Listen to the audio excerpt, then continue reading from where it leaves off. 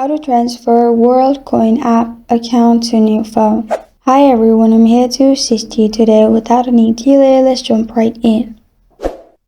First, open settings on your device.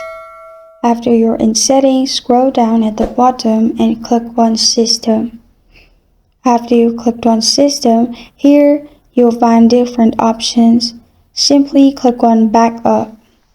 After you click on backup in here, simply back up everything and everything will be backed up in your Google account. Now what you need to do is, on your new phone, open World app. After you've opened the app, you can simply log in with the same Google account and it will transfer everything. And this is how to transfer Worldcoin app account to new phone.